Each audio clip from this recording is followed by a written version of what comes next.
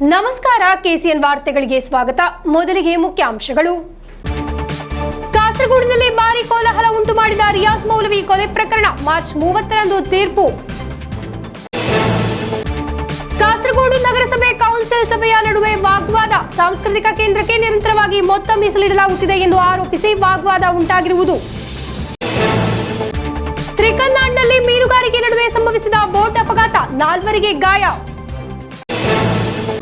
ಗಮನ ಕಳೆದುಕೊಂಡರೆ ಸಾಕು, ಪಯಣ ಅಪಾಯದತ್ತ. ಸಾಮಾನ್ಯವಾಗಿದೆ. ಚೆಂಗಳದಿಂದ ಮಾವುಗಲ್ವರೆಗಿರುವ ರಾಷ್ಟ್ರೀಯ ಹೆದ್ದಾರಿಯಲ್ಲಿ ವಾಹನ ಓಡಿಸುವವರಿಗೆ ಉಂಟಾಗುತ್ತಿರುವ ಭೀತಿ. ಕಾರ್ಯಾರಂಭಿಸಿತು ಕಾಸರಗೋಡು ಜಿಲ್ಲಾ ಮಟ್ಟದ ಮೀಡಿಯಾ ಸೆಂಟರ್. ಜಿಲ್ಲಾಧಿಕಾರಿ ಕೆ ಇಂಬಾಶೇಖರ್ ಅವರಿಂದ ಉದ್ಘಾಟನೆ. ವಾರ್ತೆಗಳು ವಿವರವಾಗಿ. ಕಾಸರಗೋಡಿನಲ್ಲಿ ಭಾರೀ ಕೋಲಾಹಲ ಉಂಟು ಮಾಡಿದ ರಿಯಾಜ್ ಮೌಲವಿ ಕೊಲೆ ಪ್ರಕರಣದ ತೀರ್ಪು ಮುಂದೂಡಲಾಗಿದೆ. ಮಾರ್ಚ್ 30ರಂದು ತೀರ್ಪು. ಕಾಸರಗೋಡಿನ ಹಳೆಯ ಚೂರಿ ಮದ್ರಸದಲ್ಲಿ ಅಧ್ಯಾಪಕರಾಗಿದ್ದ ಕೊಡಗು ನಿವಾಸಿ ಮೊಹಮ್ಮದ್ ರಿಯಾಜ್ ಮೌಲವಿ ಅವರನ್ನು ಕೊಲೆಗೈದ ಪ್ರಕರಣದ ತೀರ್ಪನ್ನು ಮತ್ತೆ ಮುಂದೂಡಲಾಗಿದೆ. ಮಾರ್ಚ್ 30ರಂದು ತೀರ್ಪು. ಕೊಲೆ ನಡೆದು 7 ವರ್ಷದ ಕಾಯುವಿಕೆಯ ನಂತರ ಕೊಲೆಯಾದ ವಾರ್ಷಿಕ ದಿನವಾದ ಇಂದು ತೀರ್ಪು ನೀಡಲಾಗುವುದು ಎಂದು ತಿಳಿಯಲಾಗಿತ್ತು. ಆದರೆ ಪ್ರಿನ್ಸಿಪಲ್ ಸೆಷನ್ ನ್ಯಾಯಾಲಯದ ಜಡ್ಜ್ ಕೆ ಬಾಲಕೃಷ್ಣನ್ ತೀರ್ಪಿನ ದಿನಾಂಕವನ್ನು ಮುಂದೂಡಿದ್ದಾರೆ. 2017 ಮಾರ್ಚ್ 21ರಂದು ರಿಯಾಜ್ ಮೌಲವಿ ಅವರನ್ನು ವಾಸಸ್ಥಳದಲ್ಲಿ ಕೊಲೆ ಮಾಡಲಾಗಿತ್ತು. ಕಾಸರಗೋಡು ಪೊಲೀಸ್ ಠಾಣೆಯ ಅಜೇಶ್, ನಿತಿನ್ ಕುಮಾರ್, ಅಖಿಲೇಶ್ ಪ್ರಕರಣದ ಆರೋಪಿಗಳು. ಅವರನ್ನು ಪೊಲೀಸರು ಬಂಧಿಸಿದ್ದರು. ಪ್ರಕರಣ ನಡೆದು 3 ದಿವಸದೊಳಗೆ ಆರೋಪಿಗಳನ್ನು ವಶಕ್ಕೆ ಪಡೆದಿದ್ದು, ಜಾಮೀನು ಲಭಿಸದೇ ಇರುವುದರಿಂದ 7 ವರ್ಷಗಳಿಂದ ಜೈಲಿನಲ್ಲಿದ್ದಾರೆ. ಅಂದಿನ ಕೋಸ್ಟಲ್ ಸರ್ಕಲ್ ಇನ್ಸ್ಪೆಕ್ಟರ್ ಆಗಿದ್ದ ಪಿಕೆ ಸುಧಾಕರ್ ನೇತೃತ್ವದ ತಂಡ ಪ್ರಕರಣದ ತನಿಖೆಯನ್ನು ನಡೆಸಿದರು. ಪ್ರಕರಣದಲ್ಲಿ ವಾದ ಮುಗಿದಿತ್ತು. ಆದರೆ ಪ್ರಕರಣಕ್ಕೆ ಪರಿಗಣಿಸಿದ ಜಡ್ಜ್ಗೆ ವರ್ಗಾವಣೆ ಲಭಿಸಿದ್ದರಿಂದ ಹೊಸ ಜಡ್ಜ್ ಬಂದ ಮೇಲೆ ಮೊದಲಿನಿಂದ ಪ್ರಕರಣದ ಮರುಪರಿಶೀಲನೆ ನಡೆಯಿತು. ಕ್ರೈಂ ಬ್ರಾಂಚ್ ಎಸ್ಪಿ ಆಗಿದ್ದ ಡಾಕ್ಟರ್ ಎ ಶ್ರೀನಿವಾಸ್ ನೇತೃತ್ವದಲ್ಲಿ ತನಿಖಾ ತಂಡ ತನಿಖೆ ಪೂರ್ತಿಗೊಳಿಸಿ ದೋಷಾರೋಪ ಪಟ್ಟಿ ಸಲ್ಲಿಸಿದ್ದರು.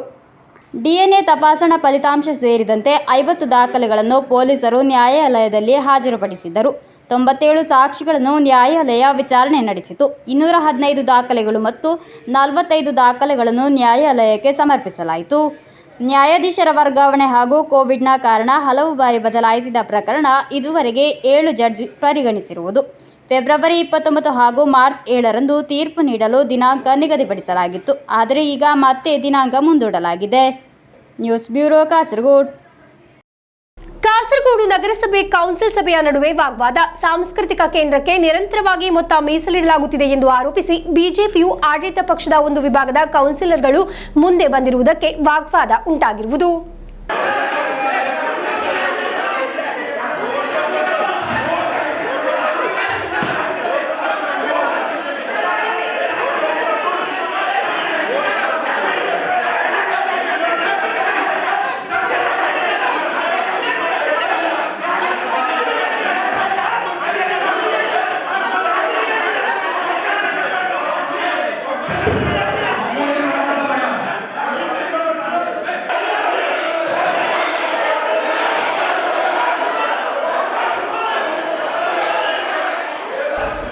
ಸಾಂಸ್ಕೃತಿಕ ಕೇಂದ್ರಕ್ಕೆ ನಿರಂತರವಾಗಿ ಮೊತ್ತ ಮಂಜೂರು ಮಾಡಲಾಗುತ್ತಿದೆ ಎಂದು ಆರೋಪಿಸಿ ಆಡಳಿತ ಪಕ್ಷದ ಕೆಲ ಕೌನ್ಸಿಲರ್ಗಳು ಬಿಜೆಪಿಯು ಮುಂದೆ ಬಂದಿರುವುದರಿಂದ ವಾಗ್ವಾದಕ್ಕೆ ಕಾರಣವಾಯಿತು.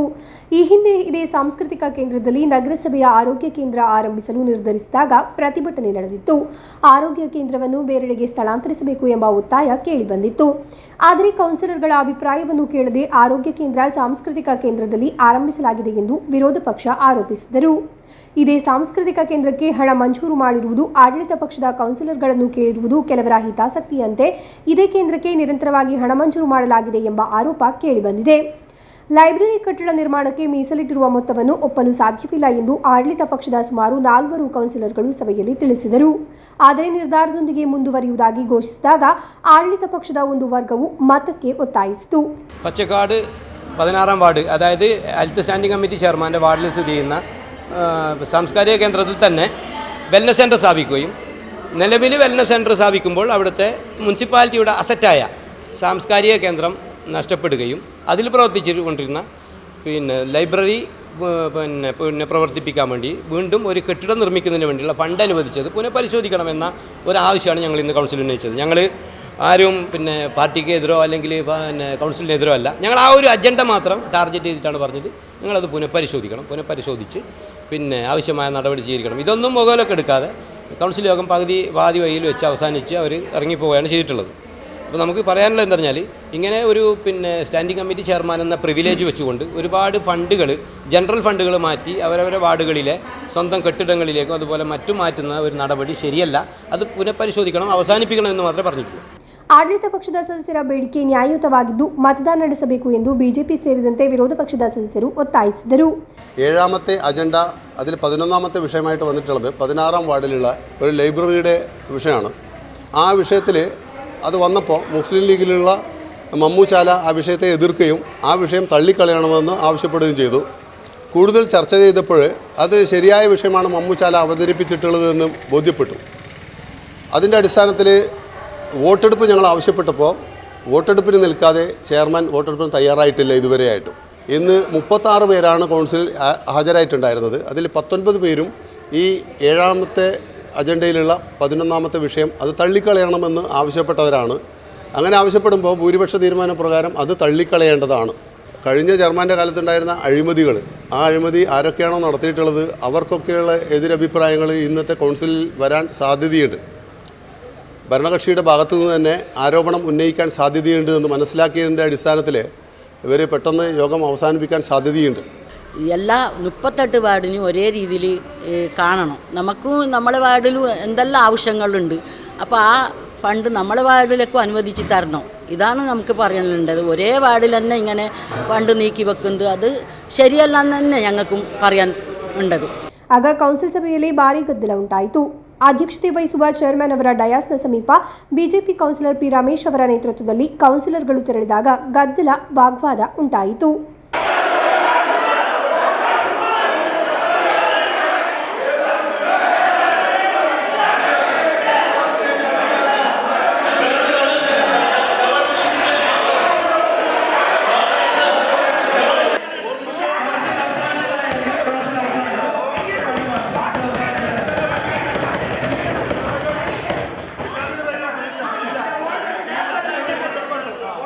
ಈ ವೇಳೆ ಚೇರ್ಮನ್ ಅಬ್ಬಾಸ್ ಬೇಗಂ ಸಭೆಯಿಂದ ಹೊರನಡೆದಿರುವುದು ಆಕ್ಷೇಪಕ್ಕೆ ಕಾರಣವಾಗಿದೆ. News bureau, Kasaragod. ಕಾಸರಗೋಡು ತ್ರಿಕನ್ನಾಡ್ನಲ್ಲಿ ಮೀನುಗಾರಿಕೆಯ ನಡುವೆ ಸಂಭವಿಸಿದ ಬೋಟ್ ಅಪಘಾತದಲ್ಲಿ 4 ಗಾಯಗೊಂಡಿದ್ದಾರೆ. ಕಸಬಾ ಕಡಪುರದಿಂದ ಮೀನುಗಾರಿಕೆಗೆ ಹೊರಟಿದ್ದ ಬೋಟ್ ಅಪಘಾತಕ್ಕೀಡಾಗಿರುವುದು ಬೆಳಗ್ಗೆ 2 ಗಂಟೆ ಸುಮಾರಿಗೆ ತ್ರಿಕನ್ನಾಡ್ ಸಮೀಪ ಈ ಘಟನೆ ನಡೆದಿದೆ. ಕಸಬಾ ಕಡಪುರದಿಂದ ಮೀನುಗಾರಿಕೆಗೆ ಹೊರಟ ವಿನಾಯಕ ಕೃಪಾ ಎಂಬ ಬೋಟ್ ಅಪಘಾತಕ್ಕೀಡಾಗಿರುವುದು. ಬೋಟ್ನಲ್ಲಿ 4 ಮಂದಿ ಇದ್ದರು. ಅವರಲ್ಲಿ ಒಬ್ಬರ ಸ್ಥಿತಿ ಗಂಭೀರವಾಗಿದೆ. മത്സ്യബന്ധനത്തിനിടയിലാണ് 4 പേരടങ്ങുന്ന മത്സ്യത്തൊഴിലാളികളടക്കം മത്സ്യബന്ധനത്തിനിടയിൽ ബോട്ടിൻ്റെ അടിഭാഗത്ത് വെള്ളം കയറി ബോട്ട് താനെ താണുപോയാണ് ചെയ്യുന്നത്. ഇവരെ ഒച്ചയും ബഹളെല്ലാം കേട്ടിട്ടാണ് അടുത്തുള്ള മത്സ്യബന്ധനം നടത്തുന്ന തോണിയിൽപ്പെട്ട ആൾക്കാർ എത്രയും പെട്ടെന്ന് അവർ എത്തി വലയെല്ലാം കെട്ടയച്ച് ഇളക്കിയിട്ട് അവരെ ഈ 4 പേരും രക്ഷപ്പെടുത്തുന്ന തൊട്ടടുത്തുള്ള മത്സ്യത്തൊഴിലാളികളാണ്.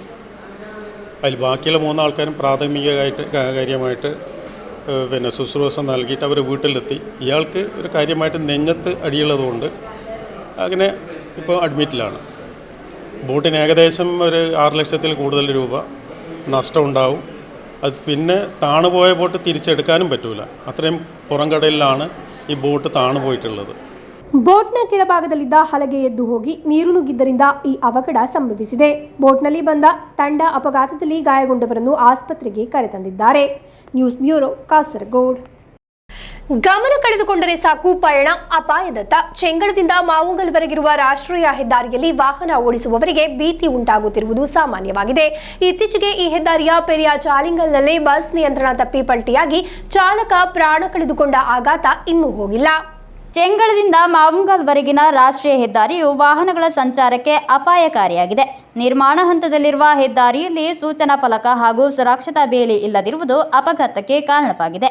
ಇತ್ತೀಚೆಗಷ್ಟೇ ಈ ರಸ್ತೆಯ ಪೆರಿಯ ಚಾಲಿಂಗಲ್ನಲ್ಲಿ ಬಸ್ ನಿಯಂತ್ರಣ ತಪ್ಪಿ ಪಲ್ಟಿಯಾಗಿ ಚಾಲಕ ಮೃತಪಟ್ಟಿದ್ದರು.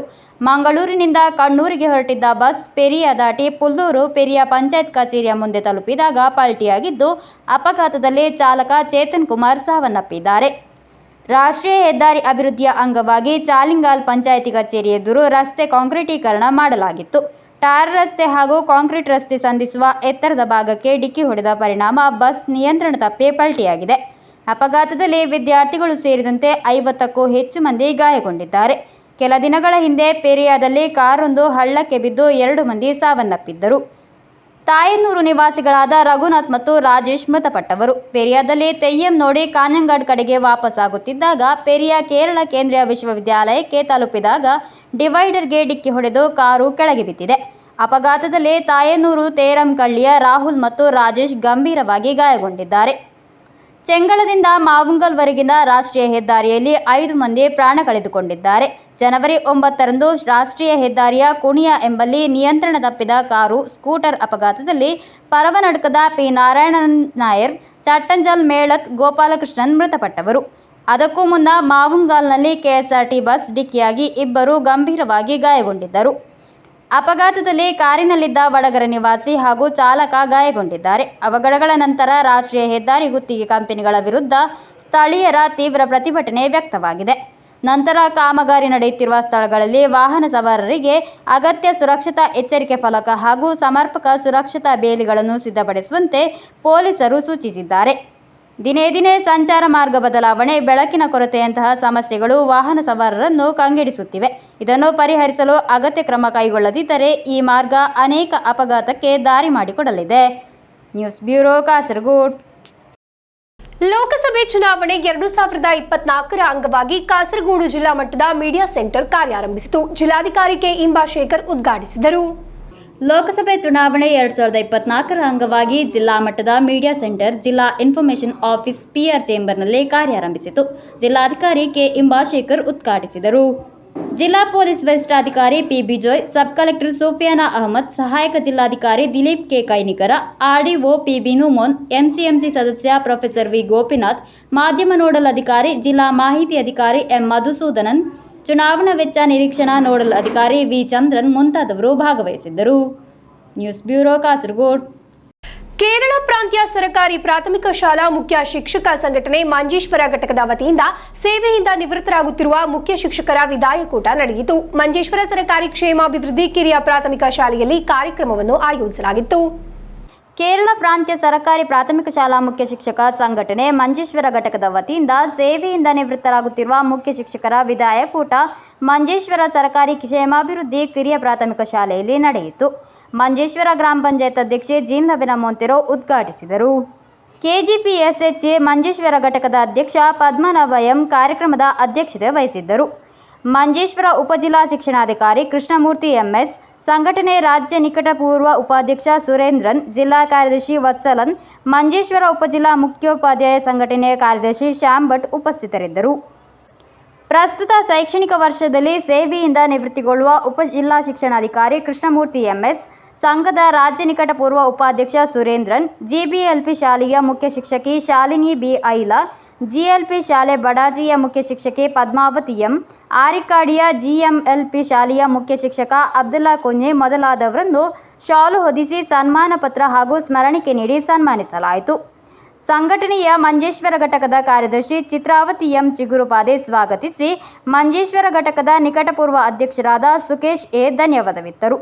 ಸಂಘಟನೆಯ ಜೊತೆ ಕಾರ್ಯದರ್ಶಿ ಹರಿಣಾಕ್ಷಿ ಕಾರ್ಯಕ್ರಮವನ್ನು ನಿರೂಪಿಸಿದರು. ಸಂಘಟನೆಯ ರಾಜ್ಯ ಹಾಗೂ ಜಿಲ್ಲಾ ಪ್ರತಿನಿಧಿಗಳು ಉಪಸ್ಥಿತರಿದ್ದರು. News bureau, Kasaragod. ಲೋಕಸಭಾ ಚುನಾವಣೆಯ UDF ಅಭ್ಯರ್ಥಿ ರಾಜಮೋಹನ್ ಉಣ್ಣಿತಾನ್ ರವರ ಗೆಲುವಿಗಾಗಿ ಎಣ್ಮಕಜೆ ಪಂಚಾಯತ್ UDF ಚುನಾವಣಾ ಸಮಿತಿ ರೂಪೀಕರಣ ಸಭೆ ಪೆರ್ಲದ ಇಂದಿರಾ ಭವನದಲ್ಲಿ ಜರುಗಿತು. ಮುಸ್ಲಿಂ ಲೀಗ್ ಜಿಲ್ಲಾ ಸಮಿತಿ ಅಧ್ಯಕ್ಷ ಕಲ್ಲತ್ರ ಮಾಹಿನ್ ಹಾಜಿ ಸಭೆಯನ್ನು ಉದ್ಘಾಟಿಸಿದರು. ಲೋಕಸಭಾ ಚುನಾವಣೆಯ UDF ಅಭ್ಯರ್ಥಿ ರಾಜಮೋಹನ್ ಉಣ್ಣಿತಾನ್ ರವರ ಗೆಲುವಿಗಾಗಿ ಎಣ್ಮಕಜೆ ಪಂಚಾಯತ್ UDF ಚುನಾವಣಾ ಸಮಿತಿ ರೂಪೀಕರಣ ಸಭೆ ಪೆರ್ಲದ ಇಂದಿರಾ ಭವನದಲ್ಲಿ ಜರುಗಿತು. ಮುಸ್ಲಿಂ ಲೀಗ್ ಜಿಲ್ಲಾ ಸಮಿತಿ ಅಧ್ಯಕ್ಷ ಕಲ್ಲತ್ರ ಮಾಹಿನ್ ಹಾಜಿ ಸಭೆಯನ್ನು ಉದ್ಘಾಟಿಸಿದರು. ರವೀಂದ್ರನಾಥ ನಾಯಕ್ ಶೇಣಿ ಸಭೆಯ ಅಧ್ಯಕ್ಷತೆ ವಹಿಸಿದ್ದರು. ಮಂಜೇಶ್ವರ ಶಾಸಕ AKM ಅಶ್ರಫ್ ಸಭೆಯಲ್ಲಿ ಮಾತನಾಡಿದರು. UDF ಅಭ್ಯರ್ಥಿ ರಾಜಮೋಹನ್ ಉಣ್ಣಿತಾನ್ ರವರು ಕಳೆದ 5 ವರ್ಷಗಳಲ್ಲಿ ನಡೆಸಿದ ಅಭಿವೃದ್ಧಿ ಕೆಲಸಗಳನ್ನು ಪ್ರಸ್ತಾವಿಸಿಕೊಂಡು ಮತಯಾಚನೆ ನಡೆಸಿದರು. DCC ಪ್ರಧಾನ ಕಾರ್ಯದರ್ಶಿ ಸೋಮಶೇಖರ JS, ಮಂಜುನಾಥ ಆಳ್ವಾ ಮಡ್ವಾ, ಲಕ್ಷ್ಮಣ ಪ್ರಭು ಕುಂಬಳೆ, ಅಬುಬಕರ್ ಪೆರ್ದನೆ, AK ಶರೀಫ್, ಸಿದ್ದಿಕ್ ಹಾಜಿ, ಸಿದ್ದಿಕ್ ವಳಮುಗೆರ್ ಮೊದಲಾದವರು ಭಾಗವಹಿಸಿದ್ದರು. ಬಳಿಕ ಚುನಾವಣಾ ಸಮಿತಿ ಘೋಷಿಸಲಾಯಿತು. ಹಮೀದ್ ಅಲಿ ಸ್ವಾಗತಿಸಿ ಬಿಎಸ್ ಗಾಂಭೀರ್ ಧನ್ಯವಾದವಿತ್ತರು. ಬಳಿಕ ಪೆರ್ಲಾಪೇಟೆಯಲ್ಲಿ ಕಾರ್ಯಕರ್ತರು ಅಭ್ಯರ್ಥಿಯನ್ನೊಳಗೊಂಡ ರೋಡ್ ಶೋ ನಡೆಸಿದರು. News bureau, Kasaragod. ಚೆಂಗರ ಭೂಸಂಬರದ ಪ್ಯಾಕೇಜ್ ಅನ್ನು ಆಧರಿಸಿ ಪೆರಿಯಾ ಗ್ರಾಮದಲ್ಲಿ ಮಂಜೂರಾದ ಭೂಮಿ 13 ವರ್ಷ ಕಳೆದರೂ ಅಳೆದು ನೀಡಲಿಲ್ಲ ಎಂಬ ದೂರಿನೊಂದಿಗೆ ಚೆಂಗರ ಪುನರ್ವಸತಿ ಕಾಲೋನಿ ನಿವಾಸಿಗಳು ಮುಂದೆ ಬಂದಿದ್ದಾರೆ. ಸಮರ ಸಮಿತಿಯ ನೇತೃತ್ವದಲ್ಲಿ ಕಾಂಜಂಗಾಡ್ ಸಬ್ ಕಲೆಕ್ಟರ್ ಕಚೇರಿ ಮುಂಭಾಗದಲ್ಲಿ ಪ್ರತಿಭಟನಾ ಹೋರಾಟ ನಡೆಸಲಾಯಿತು. ಕೇರಳ ರಾಜ್ಯ ಚೀಫ್ ಸೆಕ್ರೆಟರಿ, ಕೇರಳ ರಾಜ್ಯ ಹಿಂದುಳಿದ ಇಲಾಖೆ ಎಂಬಿ ಅಧಿಕಾರಿಗಳ ಆದೇಶದ ಪ್ರಕಾರ 2022-23ರ ಪೆರಿಯಾ ವಿಲೇಜ್ ರಿಸರ್ವ್ 341/1ರಲ್ಲಿ 166.42 ಎಕರೆ ಭೂಮಿಯನ್ನು ನಿಗದಿತ ವಾಸಯೋಗ್ಯ, ಕೃಷಿಯೋಗ್ಯವೂ ಆದ ಭೂಮಿಯನ್ನು ನೀಡಬೇಕು. ಕುಟುಂಬಗಳಿಗೆ ಮಂಜೂರು ಮಾಡಲು ಜೀವನೋಪಾಯದ ಭಾಗವಾಗಿ ರಬ್ಬರ್ ಕೃಷಿಯನ್ನು ಪೆರಿಯಾ ಚೆಂಗರ ಕಾಲೋನಿಗೆ ವಹಿಸಬೇಕು ಎಂಬ ಮುಂತಾದ ಬೇಡಿಕೆಗಳಾಗಿದೆ ಚೆಂಗರ ಪುನರ್ವಸತಿ ಕಾಲೋನಿ ನಿವಾಸಿಗಳು ಮುಖ್ಯವಾಗಿ ಮುಂದಿಟ್ಟಿರುವುದು. പെരിയ വില്ലേജ് സർവേ നമ്പർ 341-1ൽപ്പെട്ട 166 ഏക്കർ ഭൂമി സംവരണം ചെയ്ത കെ.ആർ. നാരായണൻ്റെ പേരിൽ സംവരണം ചെയ്ത ഭൂമി അവർക്ക് അളന്ന് പതിച്ചു കൊടുക്കണമെന്ന ഉത്തരവ് നാളെ ഇതുവരെ ഈ നമ്മുടെ കാഞ്ഞങ്ങാട് അധികാരികളുടെ ഭാഗത്തു നിന്നും യാതൊരു നീതിയും നമുക്ക് കിട്ടിയിട്ടില്ല. ಪೆರಿಯಾ ಗ್ರಾಮದಲ್ಲಿ 344/1ರ 166.42 ಎಕರೆ ಭೂಮಿಯನ್ನು ಚೆಂಗರ ಪುನರ್ವಸತಿ ಪ್ಯಾಕೇಜ್ನ ಭಾಗವಾಗಿ ವಿವಿಧ ಜಿಲ್ಲೆಗಳಿಗಾಗಿ ಮಂಜೂರು ಮಾಡಲಾಗಿದೆ. 2010ರಲ್ಲಿ 360 ಕುಟುಂಬಗಳಾಗಿದೆ ಜಿಲ್ಲೆಗೆ ಆಗಮಿಸಿರುವುದು. ಈ ಪೈಕಿ ಪೆರಿಯಾ 4 ಎಕರೆಯಲ್ಲಿ 85 ಕುಟುಂಬಗಳಾಗಿದೆ ಮನೆ ಮತ್ತು ಜಮೀನು ಮಂಜೂರು ಮಾಡಿರುವುದು. ಈ ಪೈಕಿ 50ಕ್ಕಿಂತ ಕಡಿಮೆ ಕುಟುಂಬಗಳಾಗಿದೆ ಈಗಲೂ ಕಾಯಂ ನಿವಾಸಿಗಳಾಗಿರುವುದು. ಮನೆ ಸೇರಿರುವ ತಲಾ 8 ಸೆಂಟ್ಸ್ ಇವರ ಹೆಸರಿನಲ್ಲಿ ಈ ಹಿಂದೆ ಅಳೆದಿರುವುದು. ಪರಿಶಿಷ್ಟ ಜಾತಿಗೆ 50, ಜನರಲ್ ವಿಭಾಗಕ್ಕೆ 20 ಸೆಂಟ್ಸ್ ಆಗಿದೆ ಪ್ಯಾಕೇಜ್ನ ಭಾಗವಾಗಿ ಮಂಜೂರು ಮಾಡಿರುವುದು. ಮನೆಗಿರುವ ಜಮೀನು ಬಿಟ್ಟರೆ ಉಳಿದ ಭೂಮಿಯನ್ನು ಇನ್ನೂ ಅಳೆದಿಲ್ಲ ಎಂದು ಚೆಂಗರ ಪುನರ್ವಸತಿ ಪ್ಯಾಕೇಜ್ನ ಭಾಗವಾಗಿ ಸಿದ್ಧಪಡಿಸಿದ ವ್ಯವಸ್ಥೆಗಳನ್ನು ಬುಡಮೇಲು ಮಾಡಲಾಗುತ್ತಿದೆ ಎಂದು ಹೋರಾಟ ಸಮಿತಿಯ ಪದಾಧಿಕಾರಿಗಳು ಆರೋಪಿಸಿದರು. ಹೋರಾಟ ಸಮಿತಿಯ ಪದಾಧಿಕಾರಿಗಳಾದ ಕೆ. ತಂಗಪ್ಪನ್, ಕೆಎನ್ ಸುಲೋಚನಾ, ರಮಣಿ ವೆಟ್ಟತಿಟ್ಟ, ಪಿಸಿ ಮಣಿಯನ್ ಎಂಬಿವರು ಹೋರಾಟಕ್ಕೆ ನೇತೃತ್ವ ವಹಿಸಿದ್ದರು. News bureau, Kasaragod. ಕೆಪಿಎಸ್ಟಿಎ ವತಿಯಿಂದ ಮಂಜೇಶ್ವರ ಉಪಜಿಲ್ಲಾ ಶಿಕ್ಷಣ ಕಚೇರಿ ಮುಂದೆ ಧರಣಿ ಹಾಗೂ ಸುತ್ತೋಲೆ ಉರಿಸುವ ಕಾರ್ಯಕ್ರಮ ನಡೆಸಲಾಯಿತು. ಕೆಪಿಎಸ್ಟಿಎ ರೆವೆನ್ಯೂ ಜಿಲ್ಲಾ ಕಾರ್ಯದರ್ಶಿ ಪಿಟಿ ಬೆನ್ನಿ ಉದ್ಘಾಟಿಸಿದರು. ಕಳೆದ 39 ತಿಂಗಳಿನಿಂದ ಅಧ್ಯಾಪಕರು ಹಾಗೂ ಸರಕಾರಿ ಸೇವೆಯಲ್ಲಿ ನಿರತರಾದವರಿಗೆ ಕ್ಷಾಮಭತ್ಯೆ ನೀಡದೆ ಜನದ್ರೋಹ ನಡೆಸುತ್ತಿರುವ ಸರ್ಕಾರಕ್ಕೆದುರಾಗಿ ಕೆಪಿಎಸ್ಟಿಎ ವತಿಯಿಂದ ಮಂಜೇಶ್ವರ ಉಪಜಿಲ್ಲಾ ಶಿಕ್ಷಣ ಕಚೇರಿ ಮುಂದೆ ಧರಣಿ ಹಾಗೂ ಸುತ್ತೋಲೆ ಉರಿಸುವ ಕಾರ್ಯಕ್ರಮ ನಡೆಸಲಾಯಿತು. ಕೆಪಿಎಸ್ಟಿಎ ರೆವೆನ್ಯೂ ಜಿಲ್ಲಾ ಕಾರ್ಯದರ್ಶಿ ಪಿಟಿ ಬೆನ್ನಿ ಉದ್ಘಾಟಿಸಿದರು. ಕೆಪಿಎಸ್ಟಿಎ ಮಂಜೇಶ್ವರ ಉಪಜಿಲ್ಲಾಧ್ಯಕ್ಷ ಇಸ್ಮಾಯಿಲ್ ಮೇಯಪ್ಪದವು ಕಾರ್ಯಕ್ರಮದ ಅಧ್ಯಕ್ಷತೆ ವಹಿಸಿದ್ದರು. ಜಿಲ್ಲಾ ಜೊತೆ ಕಾರ್ಯದರ್ಶಿ ಜನಾರ್ದನನ್ ಕೆವಿ, ವಿದ್ಯಾಭ್ಯಾಸ ಜಿಲ್ಲಾ ಅಧ್ಯಕ್ಷ ವಿಮಲ್ ಅಡಿಯೋಡಿ, ಉಪಜಿಲ್ಲಾ ಜೊತೆ ಕಾರ್ಯದರ್ಶಿ ಅಖಿಲ ಟಿವಿ, ಮುಖ್ಯೋಪಾಧ್ಯಾಯ ಪ್ರಕಾಶನ್ ನಂಬೋದ್ರಿ ಶುಭಾಶಂಸನೆಗೈದರು. ಕೆಪಿಎಸ್ಟಿಎ ಮಂಜೇಶ್ವರ ಉಪಜಿಲ್ಲಾ ಕಾರ್ಯದರ್ಶಿ OM ರಾಶಿದ್ ಸ್ವಾಗತಿಸಿ ಕೋಶಾಧಿಕಾರಿ ಪ್ರಸೀದಾ ಕುಮಾರಿ ಕೆವಿ ಧನ್ಯವಾದವಿತ್ತರು. News bureau, Kasaragod. ಅಡೂರು ಮಹತೋಬಾರ ಶ್ರೀ ಮಹಾಲಿಂಗೇಶ್ವರ ಮಹಾವಿಷ್ಣು ವಿನಾಯಕ ದೇವಸ್ಥಾನದ ವಾರ್ಷಿಕ ಜಾತ್ರಾ ಮಹೋತ್ಸವದ ಸಾಂಸ್ಕೃತಿಕ ಕಾರ್ಯಕ್ರಮದ ಅಂಗವಾಗಿ ಗಡಿನಾಡ ಕನ್ನಡ ಸಾಹಿತ್ಯ ಸಾಂಸ್ಕೃತಿಕ ಸಂಘ ಕಾಸರಗೋಡು ಸಂಸ್ಥೆಯ ಸಾಹಿತ್ಯ ಗಾನ ನೃತ್ಯ ವೈಭವ ಕಾರ್ಯಕ್ರಮ ಅದ್ದೂರಿಯಾಗಿ ನಡೆಯಿತು. ಅಡೂರು ಮಹತೋಬಾರ ಶ್ರೀ ಮಹಾಲಿಂಗೇಶ್ವರ ಮಹಾವಿಷ್ಣು ವಿನಾಯಕ ದೇವಸ್ಥಾನದ ವಾರ್ಷಿಕ ಜಾತ್ರಾ ಮಹೋತ್ಸವವು ವೇದಮೂರ್ತಿ ಬ್ರಹ್ಮಶ್ರೀ ವಾಸುದೇವ ತಂತ್ರಿ ಕೊಂಟಾರು ಇವರ ಮಾರ್ಗದರ್ಶನದಲ್ಲಿ ಹಲವು ಧಾರ್ಮಿಕ ವಿಧಿವಿಧಾನಗಳೊಂದಿಗೆ ಅತ್ಯಂತ ವಿಜೃಂಭಣೆಯಿಂದ ಜರುಗಿತು. ವಾರ್ಷಿಕ ಜಾತ್ರಾ ಮಹೋತ್ಸವದ ಸಾಂಸ್ಕೃತಿಕ ಕಾರ್ಯಕ್ರಮದ ಅಂಗವಾಗಿ ಡಾಕ್ಟರ್ ವಾಣಿಶ್ರೀ ಕಾಸರಗೋಡು ನೇತೃತ್ವದ ಗಡಿನಾಡ ಕನ್ನಡ ಸಾಹಿತ್ಯ ಸಾಂಸ್ಕೃತಿಕ ಸಂಘ ಕಾಸರಗೋಡು ಸಂಸ್ಥೆಯ ಸಾಹಿತ್ಯ ಗಾನ ನೃತ್ಯ ವೈಭವ ಕಾರ್ಯಕ್ರಮವು ಗುರುರಾಜ್ ಕಾಸರಗೋಡು, ರಂಜಿತಾ, ತೇಜಸ್ವಿನಿ, ಸುಮಿತಾ ಭಟ್, ಲಿಖಿತಾ, ಕೀರ್ತಿಪ್ರಭಾ, ದೀಪ್ತಿ ಅಡ್ಡಂದಡ್ಕ, ಸನುಷಾ ಸುನೀಲ್, ತನ್ಮಯ ಸೋಮಯಾಗಿ ಸುಳ್ಯ, ಹನ್ಷಿತ್ ಆಳ್ವ ಬಾಕ್ರಬೈಲ್, ಉಷಾ ಸುಧಾಕರನ್, ಶ್ವೇತಾ ಯು.ವೈ. ನೆಲ್ಯಾಡಿ ಮುಂತಾದ ಸಂಸ್ಥೆಯ ಕಲಾರತ್ನಗಳ ಪ್ರತಿಭೆಯ ಅನಾವರಣದಿಂದ ತುಂಬ ವೈವಿಧ್ಯಮಯವಾಗಿ ನೆರೆದಿರುವ ಸಾವಿರಾರು ಪ್ರೇಕ್ಷಕರ ಮನಮೆಚ್ಚುವಂತೆ ಬಹಳ ಯಶಸ್ವಿಯಾಗಿ ನಡೆಯಿತು. ಕಾರ್ಯಕ್ರಮದ ಸಂಪೂರ್ಣ ನಿರೂಪಣೆ ಹಾಗೂ ಸಾಹಿತ್ಯ ಪ್ರಸ್ತುತಿಯನ್ನು ಡಾಕ್ಟರ್ ವಾಣಿಶ್ರೀ ಕಾಸರಗೋಡು ನೆರವೇರಿಸಿದರು. ಈ ಕಾರ್ಯಕ್ರಮದಲ್ಲಿ ಬಹುವಿಧ ನೃತ್ಯ ಪ್ರತಿಭೆ ವರ್ಷಾ ಶೆಟ್ಟಿ ಬಂಬ್ರಾಣ ಇವರಿಗೆ ಸಂಸ್ಥೆಯ ಎಲ್ಲ ವಯೋಮಾನದ ಕಲಾವಿದರನ್ನು ಬೆಳೆಸಿ ಪ್ರೋತ್ಸಾಹಿಸುವ ನಿಟ್ಟಿನಲ್ಲಿ ಪ್ರತಿ ವರ್ಷ ಕೊಡುತ್ತಾ ಬಂದಿರುವ ಪ್ರತಿಷ್ಠಿತ ಕಲಾ ಚೈತನ್ಯ 2024 ಗೌರವ ಪ್ರಶಸ್ತಿಯನ್ನು ವೇದಿಕೆಯಲ್ಲಿ ಉಪಸ್ಥಿತರಿದ್ದ ದೇವಸ್ಥಾನದ ಆಡಳಿತ ಮಂಡಳಿಯ ಸದಸ್ಯ ಅಶೋಕ್ ನಾಯಕ್, ರಾಮನಾಯಕ್, ನಾಡಿನ ಖ್ಯಾತ ಪತ್ರಕರ್ತ, ಕವಿಗಳು ವಿರಾಜ್ ಅಡೂರು, ರೇಖಾ ದಿನೇಶ್ ಮಂಜೇಶ್ವರ ಮುಂತಾದ ಗಣ್ಯರ ಸಮ್ಮುಖದಲ್ಲಿ ಪುರಸ್ಕರಿಸಲಾಯಿತು. ದೇವಸ್ಥಾನದ ವತಿಯಿಂದ ಶ್ರೀದೇವರ ಪ್ರಸಾದ ನೀಡಿ ಗೌರವಿಸಿದರು. ಕಾರ್ಯಕ್ರಮದ ಕೊನೆಯಲ್ಲಿ ಭಾಗವಹಿಸಿದ ಎಲ್ಲ ಕಲಾವಿದರಿಗೆ ಸಂಸ್ಥೆಯ ವತಿಯಿಂದ ಗೌರವ ಸ್ಮರಣಿಕೆ ನೀಡಿ ಗುರುತಿಸಲಾಯಿತು. News bureau, Kasaragod. ಕೊನೆಯಲ್ಲಿ ಮತ್ತೊಮ್ಮೆ ಮುಖ್ಯಾಂಶಗಳು. ಕಾಸರಗೋಡಿನಲ್ಲಿ ಭಾರೀ ಕೋಲಾಹಲ ಉಂಟು ಮಾಡಿದ ರಿಯಾಜ್ ಮೌಲವಿ ಕೊಲೆ ಪ್ರಕರಣ ಮಾರ್ಚ್ 30ರಂದು ತೀರ್ಪು. ಕಾಸರಗೋಡು ನಗರಸಭೆ ಕೌನ್ಸಿಲ್ ಸಭೆಯ ನಡುವೆ ವಾಗ್ವಾದ. ಸಾಂಸ್ಕೃತಿಕ ಕೇಂದ್ರಕ್ಕೆ ನಿರಂತರವಾಗಿ ಮೊತ್ತ ಮೀಸಲಿಡಲಾಗುತ್ತಿದೆ ಎಂದು ಆರೋಪಿಸಿ ವಾಗ್ವಾದ ಉಂಟಾಗಿರುವುದು. ತ್ರಿಕನ್ನಾಡ್ನಲ್ಲಿ ಮೀನುಗಾರಿಕೆ ನಡುವೆ ಸಂಭವಿಸಿದ ಬೋಟ್ ಅಪಘಾತ, 4ವರಿಗೆ ಗಾಯ. ಗಮನ ಕಳೆದುಕೊಂಡರೆ ಸಾಕು, ಪಯಣ ಅಪಾಯದತ್ತ. ಸಾಮಾನ್ಯವಾಗಿದೆ ಚೆಂಗಳದಿಂದ ಮಾವುಗಲ್ವರೆಗಿರುವ ರಾಷ್ಟ್ರೀಯ ಹೆದ್ದಾರಿಯಲ್ಲಿ ವಾಹನ ಓಡಿಸುವವರಿಗೆ ಉಂಟಾಗುತ್ತಿರುವ ಭೀತಿ. ಕಾರ್ಯಾರಂಭಿಸಿತು ಕಾಸರಗೋಡು ಜಿಲ್ಲಾ ಮಟ್ಟದ ಮೀಡಿಯಾ ಸೆಂಟರ್. ಜಿಲ್ಲಾಧಿಕಾರಿ ಕೆ ಇಂಬಾಶೇಖರ್ ಅವರಿಂದ ಉದ್ಘಾಟನೆ. ಇಂದಿನ ವಾರ್ತಾ ಸಂಚಿಕೆ ಇಲ್ಲಿಗೆ ಮುಕ್ತಾಯವಾಯಿತು. ಮುಂದಿನ ವಾರ್ತಾ ಸಂಚಿಕೆಯೊಂದಿಗೆ ಭೇಟಿಯಾಗೋಣ. ವಂದನೆಗಳು.